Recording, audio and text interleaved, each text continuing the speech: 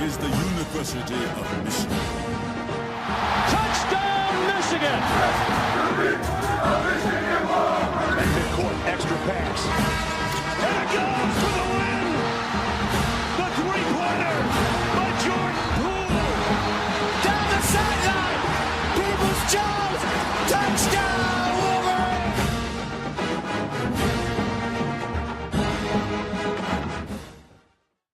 All right, welcome back to Blue by 90.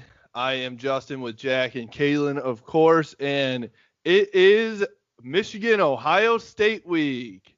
Just kidding. Oh, wait. No, it is not, actually. So the game is canceled. This is tough. We are actually, you know what? We're going to turn this into positive vibes because the game is canceled, but we are recording this during the Michigan basketball game versus Toledo. So we'll give you guys live updates and analysis because we are basketball experts. So Kalen just told me that every time he sees somebody miss a shot, he just thinks that they suck forever. So pretty much. I mean, that's how you watch basketball, right? I mean. So how's my so I just got back from a run. How is my tomato face looking? Not bad? Looks like kind of a tan. Oh, perfect. Yeah. Bronze God type winter of thing. tan. Yeah, a little bit. More like perfect. what are pennies made out of? Copper. Copper tan. We'll give you a copper tan. All right, that's fine. What are those like copper tone socks that Brett Favre advertises? You like that? We got that weird wrinkly old man tan. Oh, perfect. Perfect. Thank you. You are great at giving compliments. Hey man, 2 weeks I'll be in Florida. I'll come back red as a fucking tomato. That's for sure. I did not tan well. I'm either gonna come back looking like this or I'm gonna come back red. There's no in between. I'm a little concerned for you. Well, actually, I'm concerned for Heather and whoever else is around you the first time you take off your shirt down in Florida. That is going to be pasty, I tell you. People are going to think there's a beached whale out there, man. It's going to be shining and gleaming. People are going to think it's like ninth wonder of the world or eighth wonder of the world, whatever that is, whichever number we're at. You just got to put that zinc on your nose and just own right? I'll have my bucket hat. I'll be totally covered. Perfect.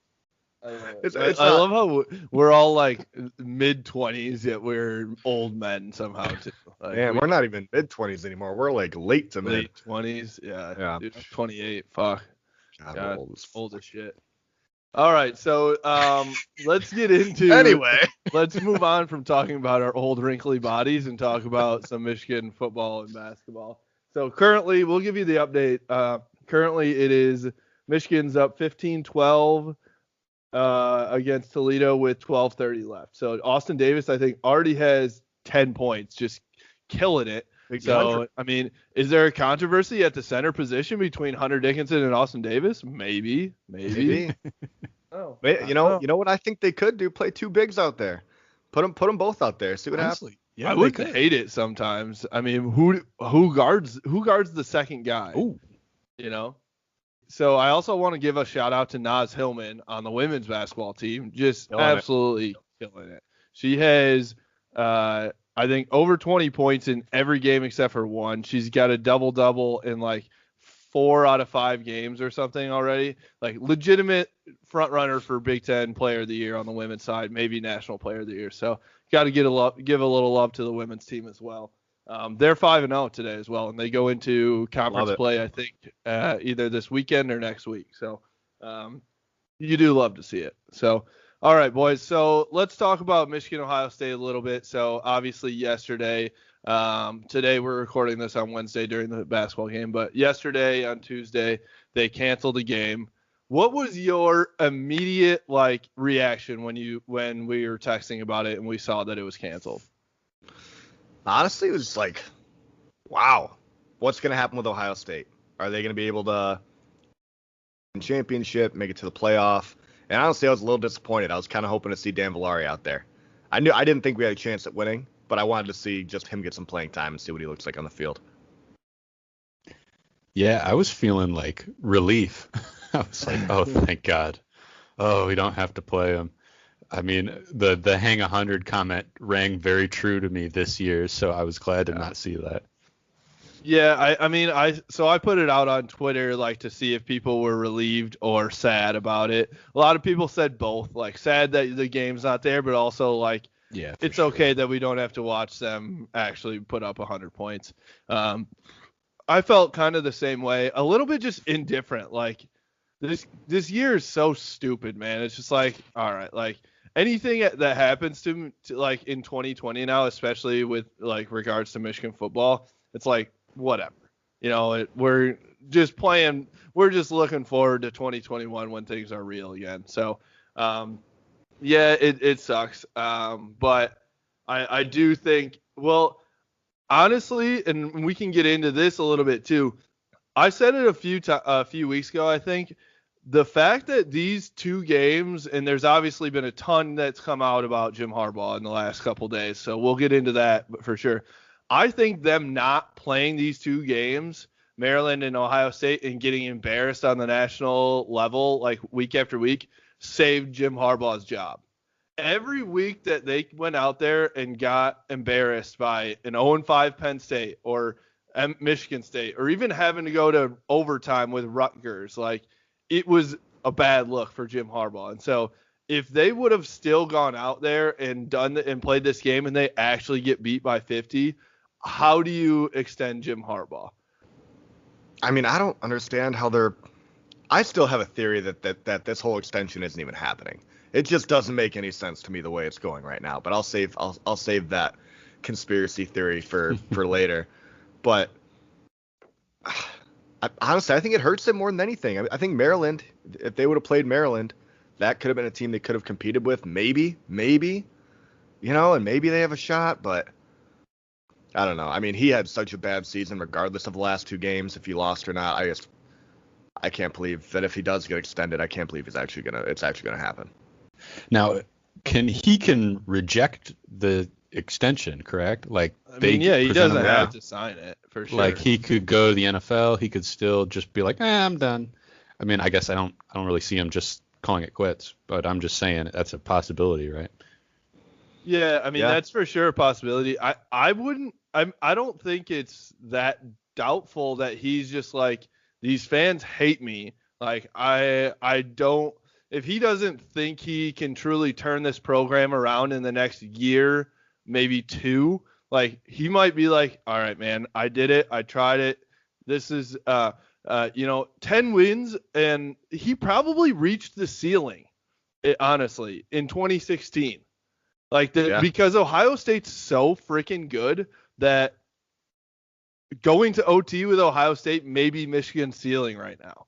Low key. Like, I mean, so he may be like, dude, we did everything we could. That's a hard thing to say and a hard thing to swallow, but Ohio State's that good. Zach Shaw put out a tweet the other day that he said that since he graduated high school, which was 2012, Ohio State is 73-5 in the Big Ten. 5 losses in 8 years, dude. So I understand if he's like, dude, we did all we could and still came up short. So, he gets hate. I hate on him because of a lot of different things. But, he took him to the height of Michigan football for the past 20 years. That's no doubt. So it's just so what I don't understand from Ward Manuel's perspective is if you are offering him an extension now after this absolute debacle of a season, why was that? If you still think he's the guy after all the shit that they've been through in 2020, why was he not the guy before the season? Why is there no extension offered before the season? If even if he fucks up this season as much as they possibly could, and he's still the guy, which he did, why not before? Which he did, right? Why wouldn't you do this in the spring, in the summer, in the fall when we're waiting for this whole season to go while the Big 12 and SEC is playing? There's so many opportunities to do it, and now you're going to try and do it during Michigan-Ohio State week? What? I mean, do you think like that it was in the works, kind of, coming down the pipeline until COVID hit, which really threw the whole school and financials off the rails? I mean, that's what it sounded like, right? But still, I mean, I don't know. I don't know. I'm speechless. Yeah, I mean, yeah, I do think definitely, like, without COVID, he probably gets an extension in March or in the off season, spring, summer, sometime for sure. I think financially, Ward Manuel is like, holy shit, we are in so much debt now, or something. He's like, we don't have any cash flow, so it's a bad look when we talked about this before. It's a really bad look when he's asking other people to take pay cuts for him to make this offer. And I don't know, maybe the offer before was not a pay cut for Harbaugh. Maybe it was, the same money or close to it. But still, it's just like, okay, I don't know. They couldn't have had the timing any worse. Now like, it sounds like after the press conference with Ward and Harbaugh yesterday, that they aren't going to talk about this until after the season, which is December 19th, Most importantly after signing day, which is 2 or 3 days after signing day. Like, we're watching, I don't know if you guys saw, but Brandon Jennings, who is our stud 4-star linebacker, who Bryce Merritt said is an absolute freak show and should probably be a 5-star, he flipped to Maryland today. So, well, not officially, but that was on ball, Rivals. Right? Yeah, he was crystal ball flipped, and it was a 7 high or something. So, like, between him and Xavier Worthy, we're losing recruits like daily. And who was the guy that went to Missouri, who was projected to Michigan until very recently? Yeah, Isaiah Thompson, I think it was, or Isaac Thompson. Yeah. So, what, like, 4-star safety. Yeah, stud. So, like, you are watching this unravel before your eyes right now. And Ward and Jim and everybody else are just kind of sitting in the background like, yeah, we're just going to kind of ride it out. And it's like, what are you doing? Why? Like, the thing for me is we watched this whole thing happen at Michigan State less than a year ago. Yeah. D'Antonio, the whole thing, they like kind of screwed themselves and shot themselves in the foot by letting D'Antonio go too late. And then by the time they were, looking for a coach, everyone else was taken, and then they had to land with Mel Tucker. And so, like, I just don't understand. If Harbaugh's your guy, go with him. Figure it out now. If he's not, then we better get talking to Matt Campbell immediately.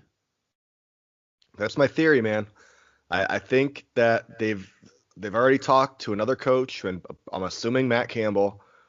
They've got some sort of deal with him that they're not going to announce anything, and they're just trying to postpone any sort of announcement till after the 19th, which is after the Big 12 title game, correct? Or is that this weekend? No, it is the 19th, yeah. The 19th. So, I mean, that would be the only thing that would make this all make sense. Because otherwise, I'm like, if you're extending him, that doesn't help you by waiting until after National Signing Day to do anything. Why wouldn't you just do it right now? It literally makes zero fucking sense. That's why I believe there has to be something else going on behind the scenes. Harbaugh's not coming back next year. They've got to either be talking to other coaches or have their guy figured out, and they maybe struck some sort of deal with him to take away any distractions from their current team. But I just, the way it's all playing out and the way they have it to not talk about it or say they're not going to talk about it till after the season's over just makes zero fucking sense to me. Yeah, it's very true. It's funny because I almost haven't even like given this any thought. I'm just like, okay, whatever. Like, but now that I'm thinking about it, that's super fucking weird to just be like, he has a contract, but we're not talking about it until after the recruit. Like, what are you doing? Like, even like, okay, maybe I'm sure that they're talking to recruits behind the scenes and letting them know the situation, right? But like, it just, so what this does now is, so they come out for a press conference yesterday, and they say, oh, well, not till the 19th, 18th or 19th or whatever. So now all you do is you create another 10 days and in storylines and headlines and digging by the media and all this stuff for another 10 days. And it just like makes it all bad. It's a PR nightmare, and it doesn't need to be. It doesn't need to be. It's just nothing but uncertainty for the recruits. And it's better for them to know at least Harbaugh's going to be there or he's not going to be there than having it be like, is he going to be there? Is he not? To keep them guessing it's not fair to them, and you're not helping yourself by any means doing that. Yeah, there needs to be a solid decision made to have any sort of progress here. If Jim's supposed to be this competitor, like, he would know this, right? Like, he would come out and be like, hey, I'm coming back. Don Brown is fired. This is what we're doing, right? And he would make all of those questions answered, like, right out the gate to put everybody at ease, at least somewhat. So the fact that he's not does make you go like, okay, what the hell is going on here?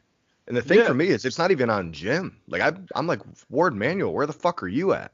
You're the AD, right? Because Jim doesn't even know his future, at least from the outside looking in, doesn't seem like he does. I mean, Ward Manuel's got to come out and fucking do something. Yeah. I'd rather have him sign Harbaugh now. Well, actually, let me ask you guys this: would you rather have him sign Harbaugh now and then everybody just knows what's going on, or wait until the 19th or after to figure out if he's coming back or not? Good question. So in that case, I mean, maybe we lose like another few recruits, but you get Matt Campbell and he can sign a couple late, because signing day is there. You don't have to sign that day, right? Like, it's just the beginning first day of you build, can though, sign. yeah. So it's not like these kids have to make a decision on signing day. They may delay their decision, but that's interesting. I mean, I think I would like to see Matt Campbell. If it is Matt Campbell. If it's not Matt Campbell, I think I'm still with Harbaugh, because I mean, I would probably take Fickle too, but I don't know. I'd probably take Campbell on the 19th, because he could still bring some Iowa State transfers or figure his whole thing out. If we're hiring Matt Campbell, the class changes anyway, right? The recruiting class is going to change anyway. He might see some guys as a different talent level than what Jim and his guys have seen. So, yeah. Yeah, I mean, it's tough because I hate losing recruits, and that you would at that stage. But I'm just like, Jim, you had your time and you've lost your touch, so it's time for someone else. So I would lose them. Yeah. From my perspective, I mean, it looks like, these guys are flipping to other schools, right? Like, it looks like Harbaugh's kind of had these recruits, and my feeling is, with them looking at the program with all this uncertainty, and probably other coaches are getting in their head, they're like, hey, you don't even know who your coach is going to be. If you liked Harbaugh, he's probably not going to be there next year. And he's getting in their heads, and these players are flipping, man. So, I mean, if these kids are trying to play for Harbaugh, and I'm assuming he's doing a lot of the recruiting for him, sign him, just extend him, at least keep the recruits there for now. And then, if there is a buyout clause or whatever they're working through with the contract here, then you can get rid of him after a year. I know Nate was texting us about it and kind of threw that out there as like something that could happen. But now you're losing Brandon Jennings, Isaac Thompson, possibly Xavier Worthy. Like, these are all 4-star guys, right? Like, I don't know. You all of a sudden go from the 8th in the nation to probably like 20 something. True. Yeah, you don't want to be in like a Rich Rod situation, right? Where like you might bring in a coach who knows what he wants to do, but when you lose so many players, it makes it that much more difficult, right? Yeah. Yeah, can we all just take a moment to thank JJ McCarthy, because he single-handedly keeping this recruiting class think together. about how many 5-star QBs would, after a 2-4 season, after when you don't even know who your head coach is going to be, it's looking like a shit show. And 5-star QB, stud recruiter, everything you want out of a kid, and he's like, "Yep, go blue, I'm signing no matter what." What a freaking baller! Are you kidding me? Dude, how many 17-year-olds are even that mature? Literally. Thank God for JJ, man. I got nothing else to say on that. Ebbs, he's literally single-handedly keeping these recruits together. I think we were talking to Bryce Marich about it, and he was like, yeah, he organized that entire visit for these guys to come up here during a dead period. Like, he's doing it himself. So, I mean, I think all the guys that he could get his hands on and influence enough, I think they're going to stick around just because of JJ. So, thanks to him for fucking doing that. But it's good to have that kind of leader in the recruiting class. I think it's nothing but positives for Michigan moving forward, having him around.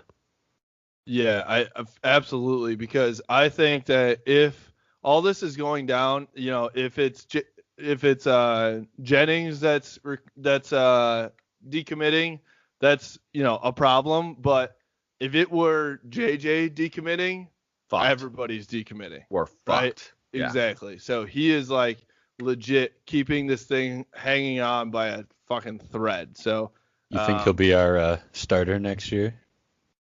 Very well could be, dude. I mean, I think Cade, QB battle for sure. I think Cade is solid, but I mean, JJ's the real deal. So, I mean, hold up now. Pilari. We say that every QB. I know. True, it's yeah. like, how are they gonna screw up JJ, right? Like, God, I don't know. I don't even want to think about that. I don't want to think about that. I truly don't, because it like makes me sad to think about the fact that we could have another 5-star QB come in who is a god, and he like may not do anything for us. The promising thing is his numbers are better in high school than Shane Morris's were. Yeah. I mean, he's watching him at IMG, like IMG is not Warren De La Salle. You know, like Warren De La Salle is a great program, and there's some good football in Michigan. IMG is another level. So, but even if it was, I know that Shane Morris, he had a lot of question marks in high school about his accuracy and you know some other things, but you haven't heard anything about McCarthy, any question marks around him. So that Shane Morris, I watched him in high school. He was similar to Joe Milton a little bit. He had a fucking cannon. Oh yeah. And everyone was like, oh, 6'3" guy, you know, has a cannon, like he had the body, absolutely. But he just didn't have it in him. And so that's where I think JJ is, of course, we're just going to say it. JJ is different, of course. He's the guy. You know, next year's our year, obviously. 2021. Oh, shit, I'm going to kill myself. All right, score update for Michigan basketball. It is 35-21 Michigan over Toledo right now with 3:48 left to go in the first. Let's see.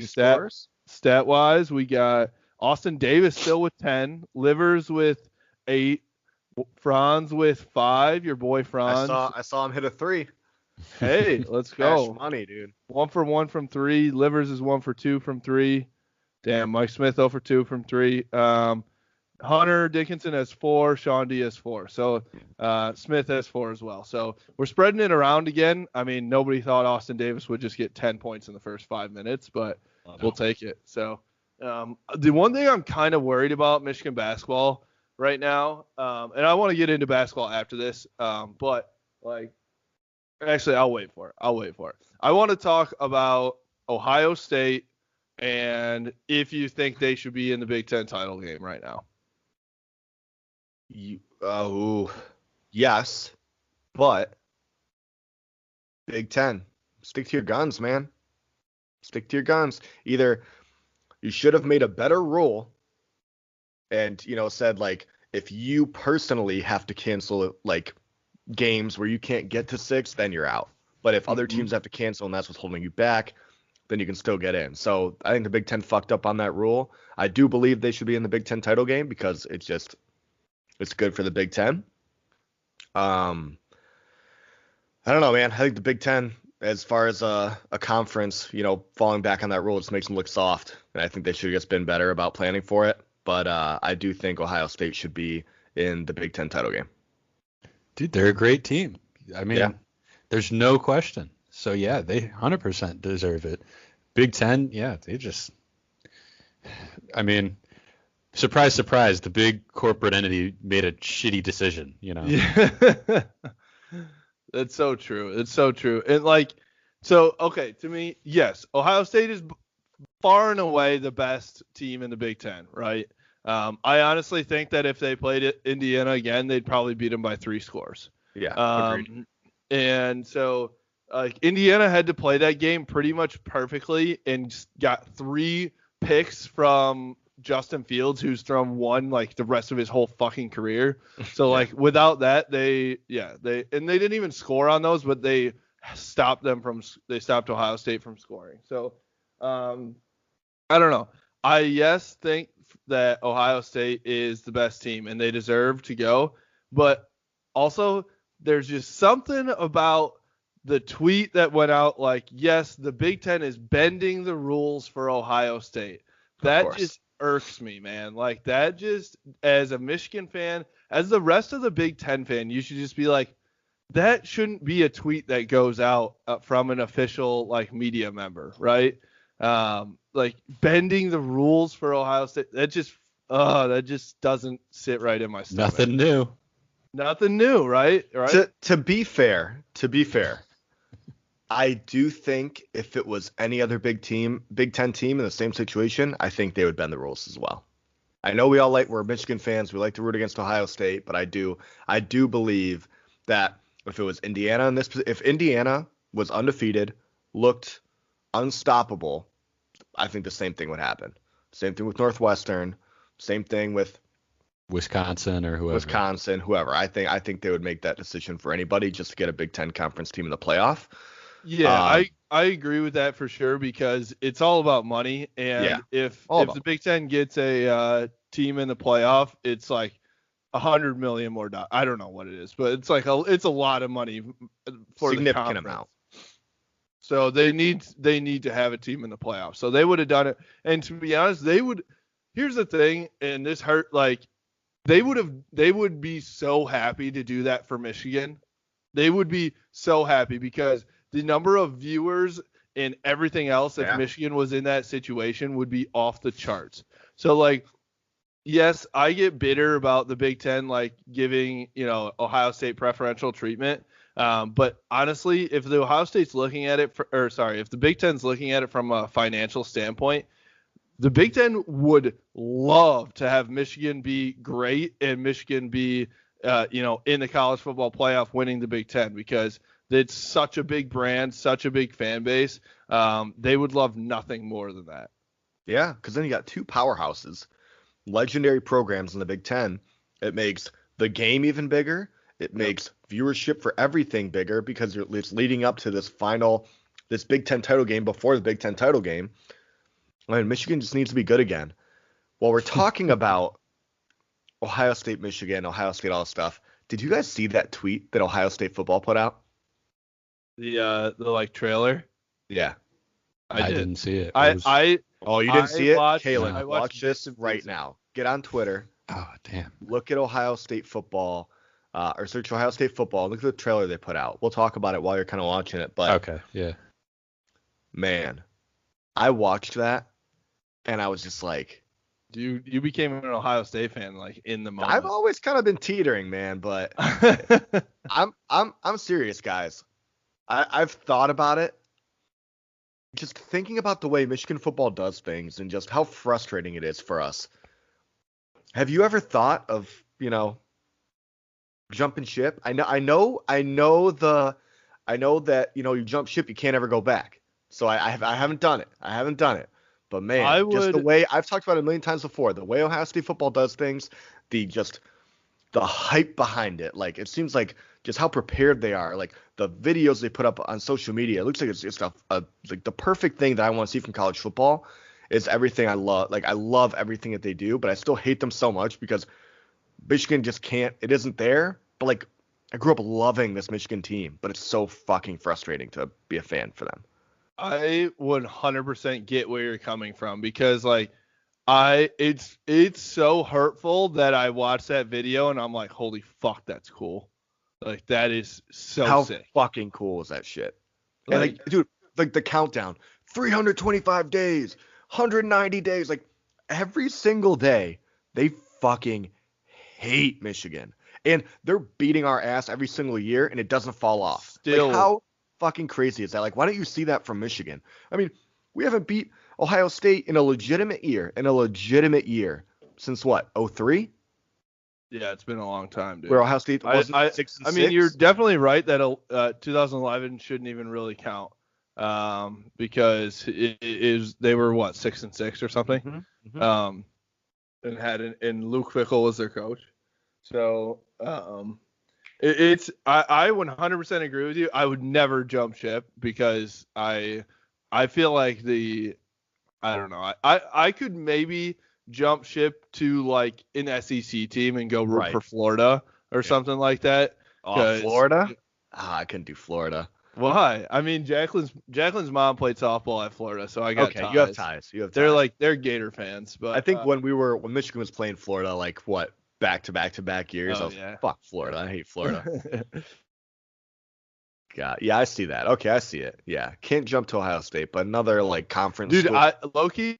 Yeah, Loki. Dude, that was fucking awesome. How cool is that fucking video? Said. How mad does that make you? How mad does that make you? Dude, I'm like fired up. Their culture is fucking amazing. And that's why they're as good as they are. Great culture. They recruit great talent. They fucking develop them. I'm going to say this. Like, yes, I agree with you to a point, but like also social media doesn't fucking matter if we can put a good product on the field and like go have good coaches. I know, but like if we can put a good product on the field, then they would never be able to put that out on social media, or they would, and it'd be cool, but we'd be like, hey, great tweet, but we just beat your ass. So that's where, like, I agree with you. In social media, 100%, like, I'm sure there are recruits that are either between Michigan and Ohio State watch that, and they're like, I'm not fucking going to Michigan because they beat the shit out of them every year, and they talk about it and think about it. But even that, just for the intensity, like how much they show, how much the rivalry means to them at Ohio State. Yeah. You don't see that at Michigan. It just means more. At Ohio, it just means more. They deserve to be in the – put them in the SEC, dude. It does just mean more at Ohio State. It does. Put them in the fucking SEC. And, I mean, you see Ohio State's got that big wall that, like, displays the game and, like, the countdown clock, all that shit. Do they have that at Michigan? No. Like, they don't embrace it. Like, well, you're part of the greatest rivalry in all of sports, and you don't embrace it. Like, what the fuck is that? They did during Brady Hoke's years. Brady brought it all back, and then Jim was like, "Nah, I'm good." That's so weird. And then he's went 0-6.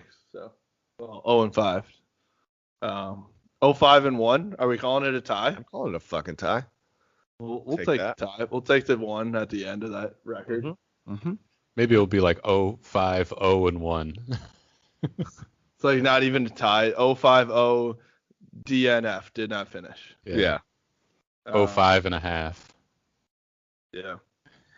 Or half. I don't know, man. Like the whole, it's just, God. I was literally I was thinking about this during my run before I got on here. I was like, we need to just have positive vibes only all day on this podcast, and it's just not possible. It's impossible. It's literally impossible to talk positively about Michigan right now, which is so difficult because I can't tell you how much it affects my life no matter how hard I try not to let it. And I'm just like, bro, God, it's just so annoying. See, watching that video, like, it does make me go like, gosh, they really do something different, especially because I just saw a video of Urban Meyer talking about, like, developing players, like mental attitudes and stuff like that, and trying to make them like really great competitive players. And he said his main slogan for the Ohio State program was, "The edge is where average stops and elite begins." And I'm like, that's literally that video. Like, we want to be more than average. We want to be elite. And we have not embraced that attitude at Michigan. Well, when was the last time you thought that Michigan played with an edge? Mike Hart? 2016? I mean, maybe 2016, maybe 2018, some of the revenge. I even give 2013, Devin Gardner against Ohio State. I would say the 2018 revenge games, I thought Chase Winovich and Devin Bush played with an edge for sure until they got to the game. And I think they had an edge in that game too, but Ohio State just that good. Yeah. So I just don't like. So was it Bryce that said something that like when you recruit from Boston, Massachusetts, it's a lot different than recruiting from Texas and Florida. You don't recruit dogs. We need to recruit some dogs that are just like fighting for everything they've got, and like they aren't gonna back down. Because he said, what was he saying, that Michigan recruits from the prep schools, and they have prep school attitude. Yeah, makes sense. Which unfortunately fits right into our cliche like image, right? For Where sure. we're these like preppy, uppity guys, and Ohio State is the workhorses. And unfortunately, maybe that's how it really is. I think it is, but like, how is that? It wasn't any different in the 90s. It wasn't any different in the early 2000s or something when we were beating the shit out of Ohio State. Like, well, what's interesting? Jim definitely embraced that kind of like hard worker mentality when he first got here. You remember everyone had those like blue collar shirts and everything? Mm-hmm. Then we like got away from that. I don't know. I just think you want to know, this is a tinfoil hat conspiracy theory, but I love it. When Jim Harbaugh went from Walmart khakis to getting his Lululemon deal, it was over. It was over. Yeah. As much as I love the Lulu and I respect it, and I want a pair of Lulu pants because they just look so fucking comfortable. Lulu is the best out there, but all I'm saying is old Jim Harbaugh was going to Walmart to buy $15 khaki pants, and now new Jim Harbaugh wears a mask with a boner underneath it and wears Lululemon pants. He doesn't even wear a sweater anymore. He's not the same. I don't know what happened to him. This episode of Blue by 90 is brought to you by Lulu. Go in and get 0 discount because we're not sponsored. No, I kind of like his new sweater that he's been wearing, to be honest. I was kind of like, dude, that hoodie's fucking dope. I want one. I want one, yeah. Still waiting for my flag to come in with the old Michigan logo. Love that fucking thing. Ooh. Kalen, you got to steal that 97 national champions flag from your dad. Oh, I do, man. That's a sick fucking flag. Need that. Ro, do we have a halftime update from basketball? We do have a halftime update. 44-26 Michigan. They pulled away at the end. Yeah. They're doing well. Updated stats. Livers took over the scoring lead with 11. Franz up to 9. Like it. He has 9 and 3 rebounds. Mike Smith still with 4. Austin Davis still with 10. Shaundi 4. Dickinson 6. So they're playing well today. I think let's get into it. Let's get into Michigan basketball a little bit. So unfortunately I was pretty sad that they didn't get to play NC State today. That would have been like their real, solid test. Solid test of where are you at, because it's tough to know against just MAC schools all the time or Horizon League schools. Even though I do think the 3 MAC schools that we played, BG, Toledo, and solid teams. Something. Who else did we play? Oakland. I think it was Oakland, in the Horizon League was who else did we play? Oh, Toledo. Ball State. Ball State. You're right. Yep. Yeah. So they're like 3 of the top teams in the MAC, I think, as far as projections. I mean, not that I'm looking into like projections in the MAC or pay attention to that, but I do think they're legit squads. I think Michigan is a legit squad.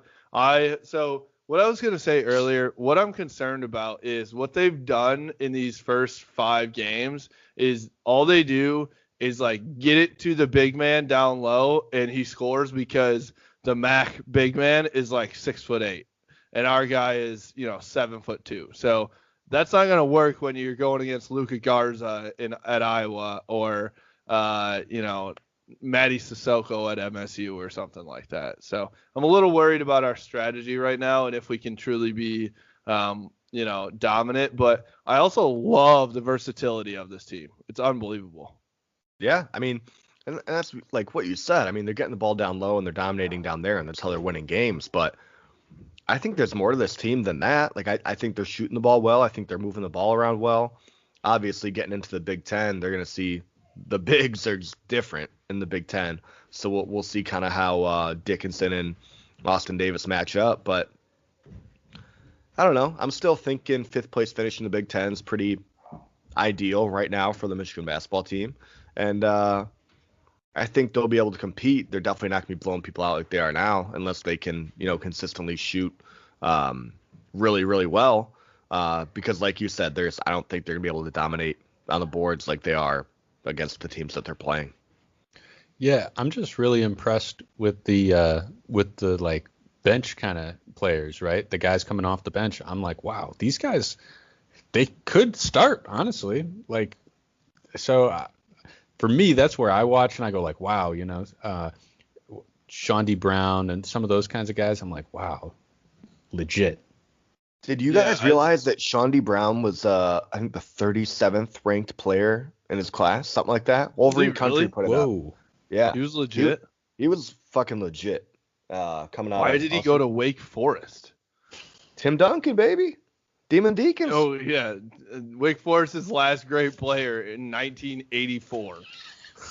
Tim Duncan spent 37 seasons in the NBA. He is so old.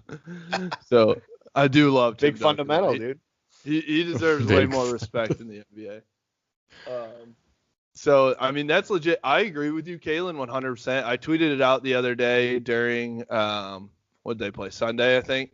I said the problem with Michigan is that they have like 8 guys that deserve 30 minutes a game, right? they like, it's a good problem to have, but I don't think Juwan knows what to do with Brandon Johns and Shaundi and some of those guys, because he's like, even Terrence Williams, the freshman, because he's like, they could be starting, but I've got a really solid starting 5, and even Hunter Dickinson, I think he'll transition into the starting spot at some point. I don't know when Juwan will pull that trigger and make Austin Davis come off the bench.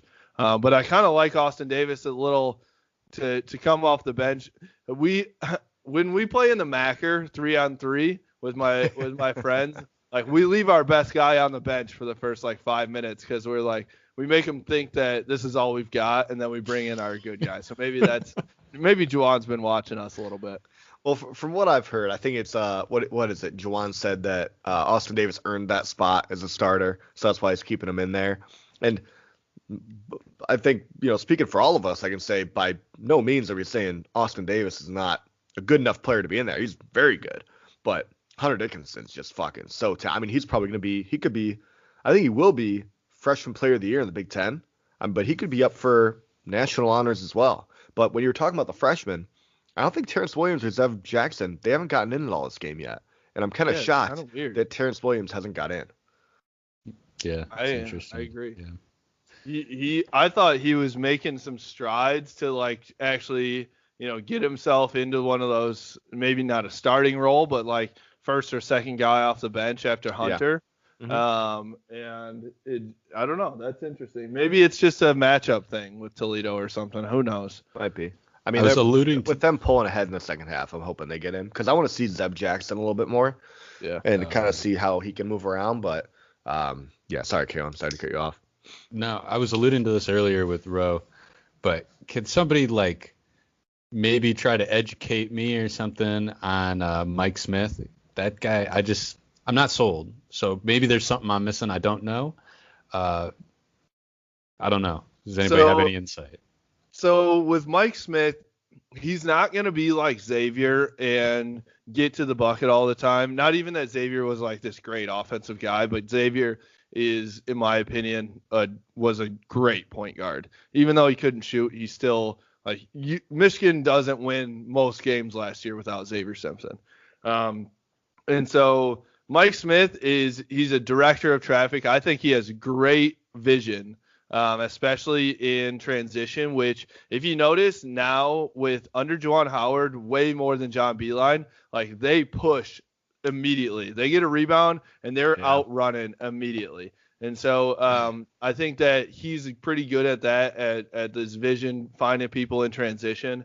I think that he will find out. He'll be a decent shooter at some point. He was averaging 26 points per game for Columbia, so he was just shooting every time down the floor essentially. I don't think Juwan wants him in that role, and I think he's probably not as comfortable in like a secondary role when he's not just forced to shoot all the time. So maybe he gets it, maybe he doesn't, but I think he's more important like in the grand scheme of things than just, as our scorer type of thing. Okay. Yeah, I mean, I think he's more of a point guard now than he was at Columbia, because he was, kind of a blend of a 1 and 2. I mean, with that many points just scoring, it's hard to really, at least from my perspective, it seems like it's hard to really fulfill your full duties as a point guard, getting the ball around to other people, run the offense. I mean, if you're scoring 30 points a game, you're more relying on yourself. But I like what I've seen out of Mike Smith. I have no complaints so far. I mean, as long as the team plays well, I mean, I feel like the point guard's just like the kind of the branded leader of most teams, like the quarterback of basketball teams. So, I mean, as long as the team's playing well, if he's not racking up a whole bunch of points, but he's playing a lot of minutes, fine with me. Okay. Yeah, I mean, now that you guys mention it, I mean, he has been a pretty good like passer and have like that court vision kind of aspect to him. Yeah. I've just seen him take some pretty wide open shots, and I'm like, how do you miss that? So. Yeah, I think that in order for Michigan to be truly elite, if he's 1 for 3 on the day shooting threes, even like 1 for 2, whatever, 1 for 3. Yeah.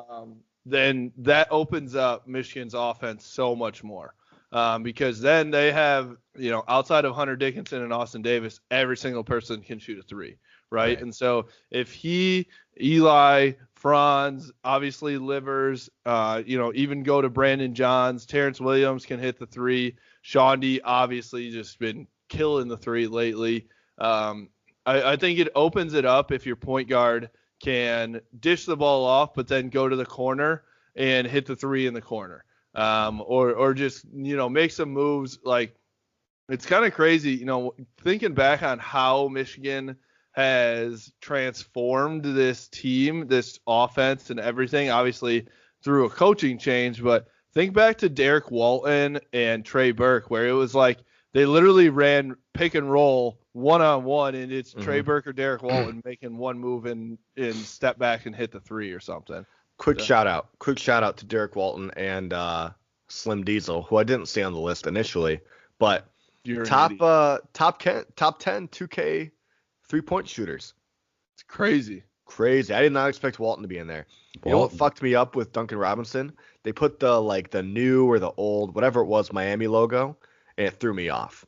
They had the baby blue on there with the neon, and I was I just didn't even see it. The letters that spelled out his name weren't very obvious in the whole list. So it's tough to. Fuck you. Yeah. The whole reading thing was tough. It's tough. Yeah. Fuck off. Honestly though, I don't like, why is Derek Walton on that list? He's low-key, he's barely played in the NBA. He's been more of like a two-way guy. Right. It's he plays kind of weird. League like half the year and then comes up and rides the bench in the NBA. So I was just kind of confused to see him. I'm going to look up his stats now because I was literally trying to think of who was the point guard at Michigan between Xavier and Trey Burke. I couldn't even remember his name. Oh my God. I mean, he was also underrated at Michigan too, because he was legit at Michigan. He was solid. It's hard to follow Trey Burke. Yeah, that was the biggest thing that was tough for him. Like, he's following a fucking National Player of the Year, right? And he came in between Stauskas and Trey Burke, right? Or like around those times. So like you had 2 Big Ten Player of the Years. Obviously Trey was National Player of the Year. So he had big shoes to fill at that point. But I still am kind of confused. I was kind of laughing. His career, he's averaging like 41% from 3. Very solid. I guess. Yeah, wow. I mean, he was a good shooter at Michigan too. Yeah. We were Jacqueline had to find like what team he was on. in the NBA, and for like something with her job and like doing a cutout. I think they were doing the cutouts for Chrysler. Yeah. So she's like, she needed the most recent team, and so she didn't know. And we like couldn't find it. We're trying to Google it, blah blah blah, because he had been on a couple different teams, and she finally reaches out to like a couple people. I think she ended up having to reach out to the 76ers or something. Yeah. Because that was the team he was on. They're like, no, actually he got cut today. Or whatever team he was on before he landed this last deal. I think he landed with the Sixers. Okay, so it wasn't the Sixers. The team before that. Whatever team before that, I can't remember. Clippers. Yeah, it was the Clippers. They had to reach out, and their like PR person had to come back and be like, yeah, we actually cut him today. So yikes. Ooh, awkward. Breaking news. Yeah. Yikes, man. So I don't know, man. I'm excited for Michigan basketball here. Let's talk about here in the second half. How are you guys feeling now that Michigan football is over? And now we just have Michigan basketball. We can get back to the hype of preseason Michigan football. Positive vibes only. Positive vibes only. This is the year. You know, the Lions are 1-0 with the Bevel area, right? Bevel? What's his name? Brian Bevel? Does that sound right to you guys? But Lions are hot. Michigan basketball's hot. Michigan hockey's doing well. I'm pretty pumped right now. I mean, the thing about Michigan during Michigan basketball and Michigan hockey and whatever else, like they can lose a game and it's not the end of the season, right? That's the best part about Michigan basketball is you're always, I mean, hopefully going to get to March. You're going to get to the Big Ten tournament, all these things. So like that's why basketball is so great and football is so annoying, is because usually during football we lose a game like pretty early in the season, and then it's like, all right, now I got nothing to get excited about. And that's going to bring me back to the college football playoff. Needs to be expanded. Gotta expand it.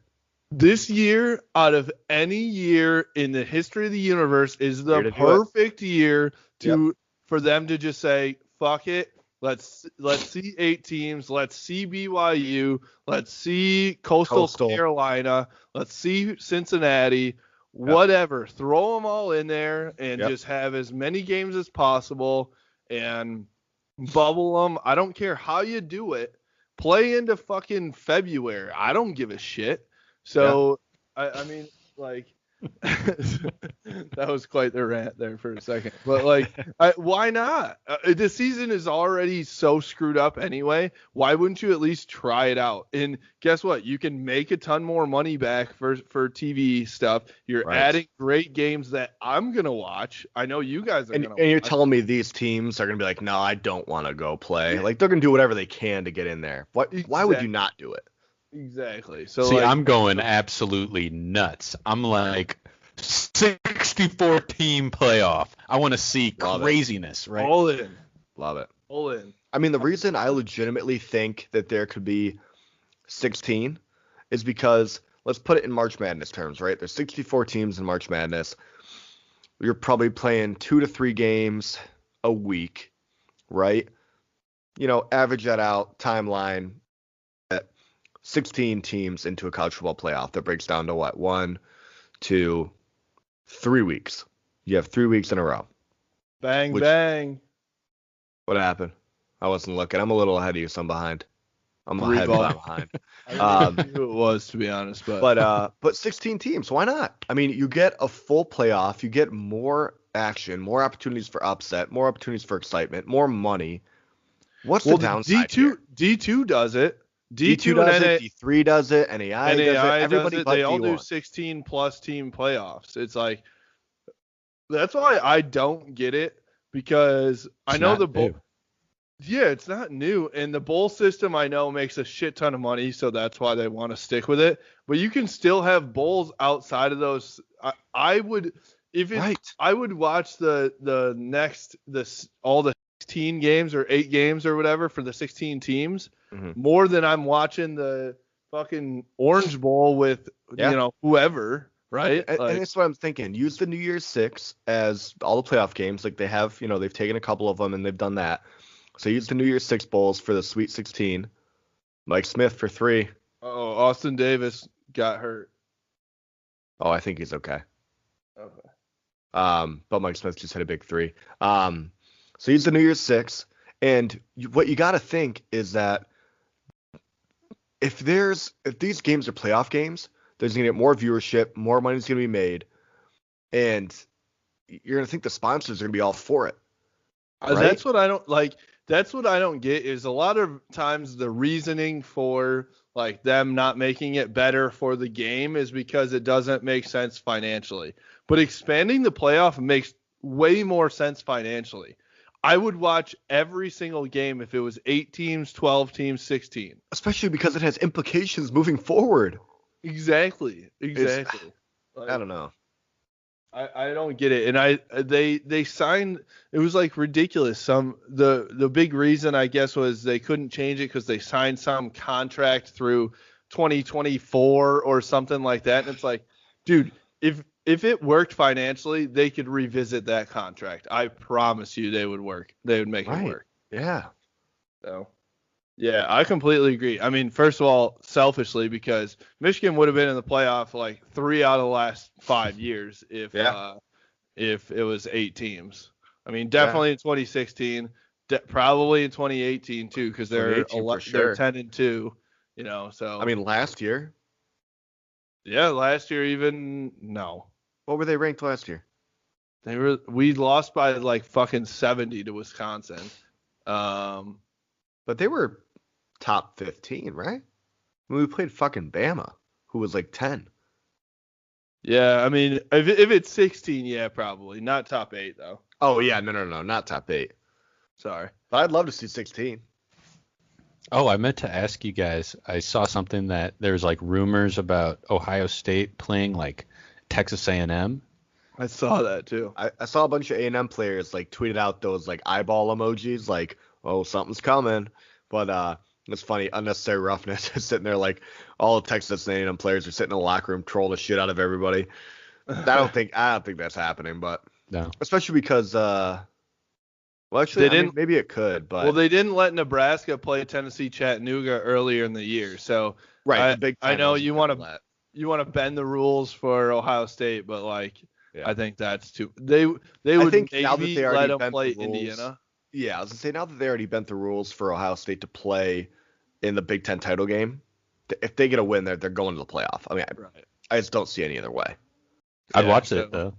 Oh, big ass game. Shit. Hell yeah. Yeah. What are you guys gonna do on Saturday now? Probably still watch football. You guys want to hang out? Like, I ain't doing shit now. Yeah, I don't know. I'll be watching football, that's for sure. I think Heather and I are going to go down to Ohio on Friday night. A little date night. Be able to actually go to a restaurant. Ooh, don't spend your money in Ohio. Fuck, man. I told you I might jump ship. All right. So 0 to 90 Harbaugh contract edition. What do you guys think is going to happen? So we will start it off. Who wants to start off here? I'll go. All right. I have a feeling that you've got some more conspiracy theories under your hat here. Always, so dude. Put that aluminum foil hat on, dude. Love it. There were plenty of Ohio State fans on Twitter with their aluminum foil hats on, dude. Like, I know. Get out of here, bro. Pretty sure they wear it all the time. The whole ducking. Before we even get to that, I'm sorry. I have to comment on the whole thing where like they think that we're trying to run away from the game. There were 45 players going to be out. And 20 of them were starters, dude. Like, and the whole thing, like, I don't understand how you even have an angle in this for Ohio State fans because you literally had to cancel your game against Illinois 2 weeks ago because of the same shit, and you didn't even have that many people out. So, like, fuck off with that, with all that, with that narrative. It's like, dude, you sound ridiculous. But, of course, they're going to run with it and be like, you didn't want to get beat by 100. Blah, blah, blah. Fuck off. Fuck off. Yeah, I mean, yeah. they have They're going to take advantage of every opportunity to talk. You know what? They can suck it because I know for a fact Dan Villari was going out to score 6 touchdowns on them and just beat the shit out. Can't tell me he wasn't. Can't tell me he wasn't. Exactly. How are you About going to to win tell the me he Heisman. wasn't going to? They've never seen him. They don't know how good he is. He's going to play Secret 2 weapon. games. Win the Heisman. Cardale Jones. That's what he is, honestly. Yeah. So, all right. So 0 to 90, Jack. You ready? Yes, sir. All right. Your 0 to 90 starts now. So I'm sticking with my conspiracy theory. I don't think that the Michigan administration is that idiotic to postpone any sort of extension for Harbaugh and fuck with all these recruitments and yada, yada, yada. I think there's somebody else lined up. I think they've got somebody else that they've been talking to, and we're going to see a new Michigan head coach in 2021.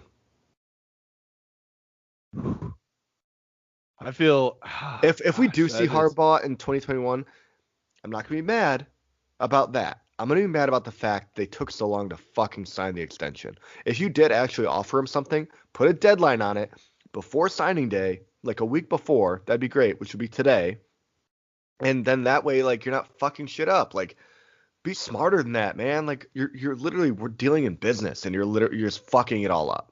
At That's like the highest levels. At the highest level. That is what's pissing me off. You're dealing with millions and millions of dollars, and you're going about it this way. It's pissing me off. So if we do see Harbaugh extended, again, I won't be mad at Harbaugh. I'll be mad at fucking the administration for taking so long to get it done. Yeah, I'm with you. I'm 100% with you. By the way, Terrence Williams is in the game now. He just missed a 3, but yeah. I do love headband. Still, I'm all in. Headband T Will. Headband T Will. All in on headband T Will. It's a good look. All right.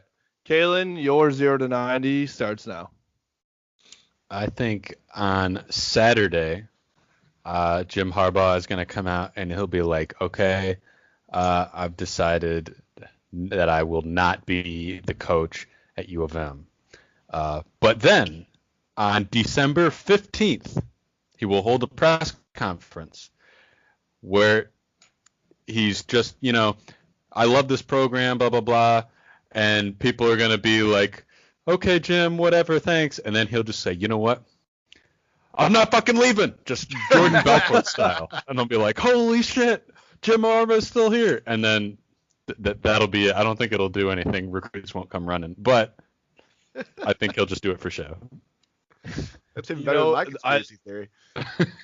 I love that, and I am going to. I thought about that. I was going to tweet it out. I'm going to tweet it out tomorrow at some point and be like, the only way I'm still in on Jim Harbaugh is if he comes out on Twitter and just tweets out like that whole video uncensored with his face over Leo DiCaprio's. I mean, that would be the most savage shit of all time. I think Fickle did it. That's for sure. We want old Jim. Did he? I think Fickle did it at Cincinnati last year because everyone was talking about him to MSU, and he was like, I'm not fucking leaving.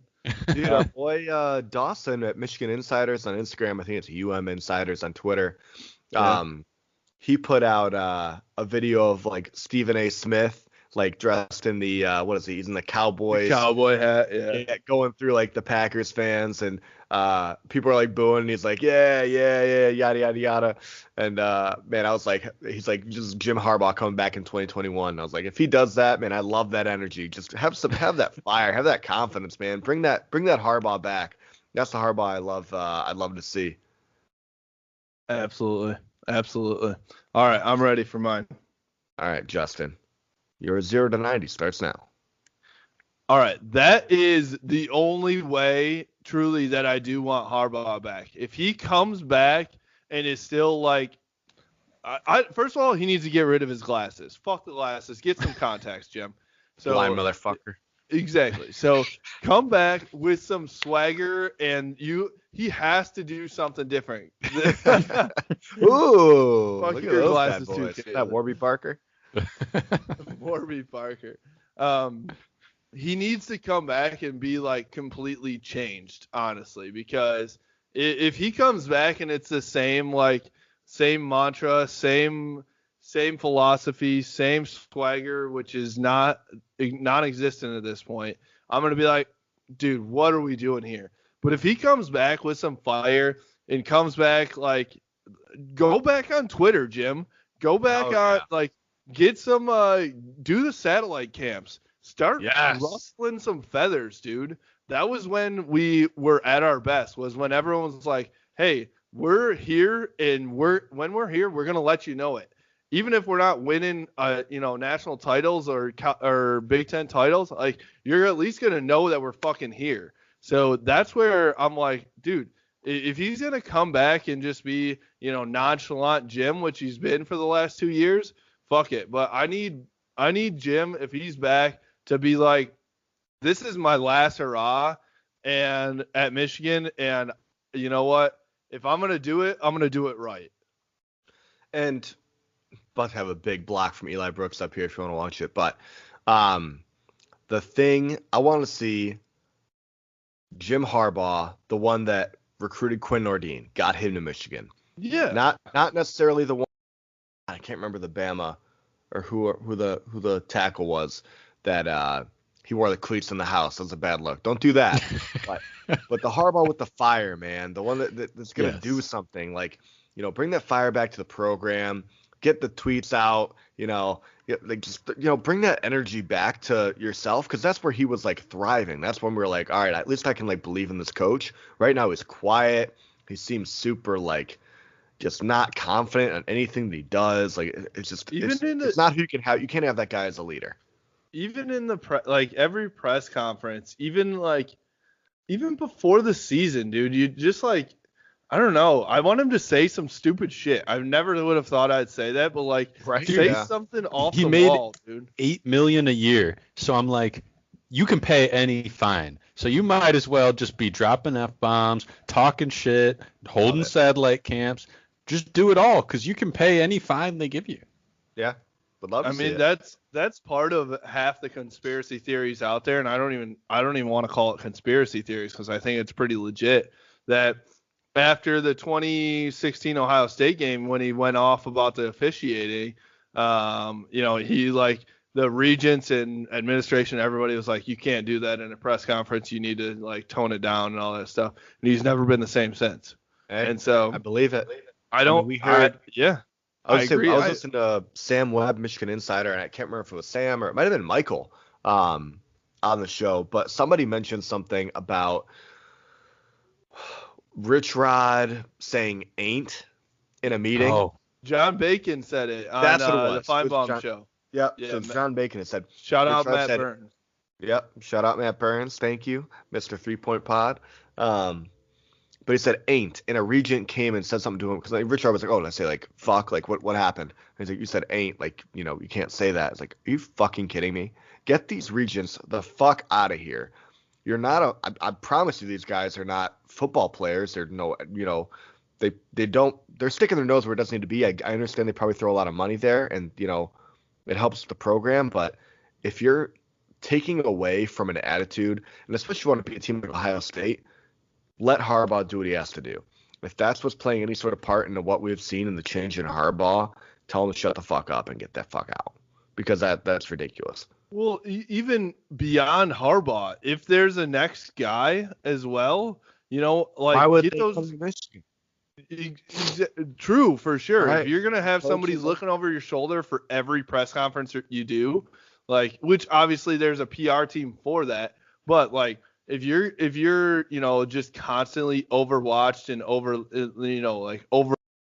overly all that stuff, then you're not gonna want to come here. And so but, like, say it is Matt Campbell. Matt Campbell is tobacco chewing. He's got the curved hat. He's he's not a guy that's, like, super presentable as far as, like, when we're standards, right? Yeah, when we're talking about preppy and things like that, he is a true blue collar guy. So there was something John Bacon said that in that interview I saw. He was like, maybe Matt Campbell doesn't fit in at Michigan because he's like that. And to me, it's like, At what point do we stop trying to find people who fit in at Michigan and have somebody come in and make Michigan their own, mold it to them, and we can fit into their winning ways? Yeah, 100%. That's what needs to happen. Yeah, I'm with you. All right. We'll wrap it up there. We got to be more positive vibes only. We tried so hard, and then it's just like we're back to negativity. All right, we'll leave you here. 9:35 left. I've got on my TV. 74-50 Michigan. It looks like they're really pulling away. I think this is the last game before Michigan plays Penn State. Yeah. Last game before Big Ten play. So next time we'll be talking about some actual teams that they'll play teams. Although Michigan, like the first part of their Big Ten schedule is not good other than Maryland. So which I think favors Michigan. They still get like a head start there. So but we want to have a couple more basketball people on to talk.